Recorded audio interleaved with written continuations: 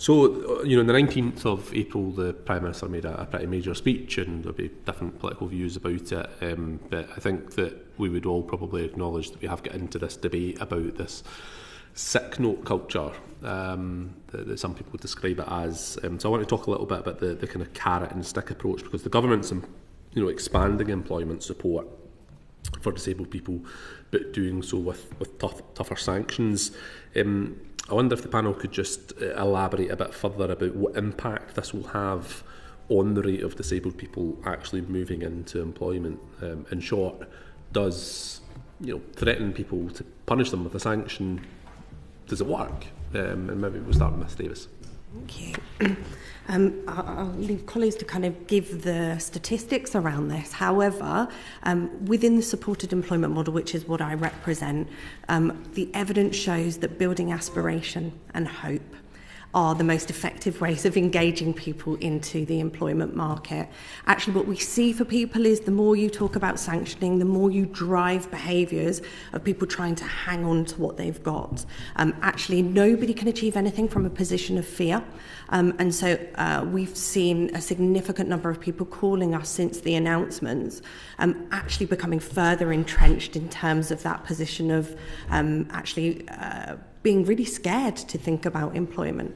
So we know that from the international evidence base that the most effective way of supporting people into work is about raising aspiration, about promoting good quality careers. So it isn't just about any old job, it's about the right job that's going to work for that person in terms of their dreams, aspirations, strengths, talents, but are also going to meet the needs of an employer. So actually we think that it will further drive some of the most vulnerable people even further away from the labour market rather than actually bringing them closer. So just to be clear, you think that, I appreciate that we're coming towards an election, and clearly there's a adaptation in terms of language that's being used, but would it be your view that the Prime Minister's speech on the 19th of April has actually done more to hinder getting disabled people into work rather than help that? I think it's confused. Because we had announcements around universal support, which is the new employment programme, which is absolutely based around a voluntary programme. It's about raising aspirations, supporting people into employment. And then we're talking about sanctioning, and it's really confused both individuals but also employers. So on Friday, I actually had some phone calls from employers saying to me, you told us that universal support was about hope, that it was about voluntary, that we want people that are motivated into the workforce. We do not want people that are being mandated and forced into work, because actually it's no good for us. And it was one of the criticisms from employers around the Work and Health programme was about people being mandated to apply for job roles rather than being well matched into the right job for them. So actually we've seen a real nervousness from employers, which I think is absolutely counterproductive, because as was said by Kim earlier, we need employers on board if we're going to really reduce the disability employment gap, because we need them to know that the people that are coming forward are motivated to do so rather than being sanctioned. Professor Hoque. Well, the problem with sanctions is that it leads to what people refer to as counterproductive compliance. So you know that if you don't engage in job search activity that you could potentially be sanctioned, so you end up wasting inordinate time applying for jobs that you're just simply not going to get. There's also evidence to suggest that the deterrence effects of sanctions will force people into jobs that are inappropriate for them, so that can actually have a lasting long-term effect in terms of your earning potential. So it's not just a short-term, this is something that will stay with you over time. I think Mind have pointed out that for people with mental health conditions, the threat of sanctions just raises stress levels to a point where people will be moving further away from the labour market rather than closer to it. But for me, one of the big things really around this whole area of debate is sort of, a lot of the rhetoric from government in the autumn. Which was that, look, there are all these jobs now available working from home. So surely there are more opportunities for disabled people to engage with the labour market, because all of these working from home opportunities lend themselves to the sorts of jobs that disabled people can do. So surely we should be, in a sense, trying to encourage disabled people off benefits and into job-seeking activity. That's a complete myth. if you actually look at the percentage of jobs that are actually advertised as working from home in the UK, it's minimal. One estimate is 7%. I actually personally think that that is high.